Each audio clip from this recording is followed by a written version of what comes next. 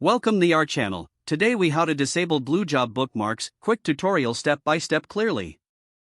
To disable Glue Job bookmarks in AWS Glue, start by logging into your AWS. Navigate to the AWS Glue service from the Services menu.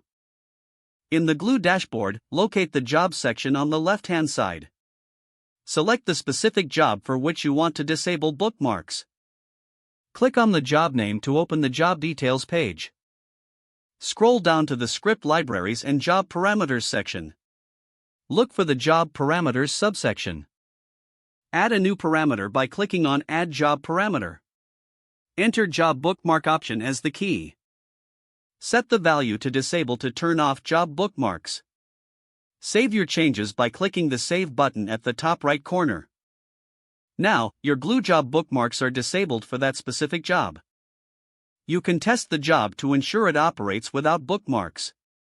Remember that disabling bookmarks means the job will not keep track of previously processed data. Review your job configurations to confirm everything is set correctly before running it again. That's it.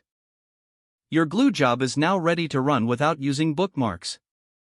If the page does not load, refresh the browser or try again in a private or incognito window.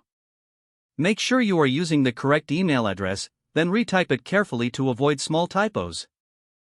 If your password is not accepted, use the reset option and create a new strong password you can remember. Check your spam folder for verification or security emails, then complete any requested confirmation steps. Enable two-factor authentication if available to improve account security and reduce unauthorized access risk. After signing in, review your profile details so your contact information and settings are accurate and current. If you see an error message, note it down and try again after restarting your device and internet connection. Log out when you finish, especially on shared devices, to keep your account and payment information secure. If the page does not load, refresh the browser or try again in a private or incognito window. Make sure you are using the correct email address, then retype it carefully to avoid small typos. If your password is not accepted, use the reset option and create a new strong password you can remember.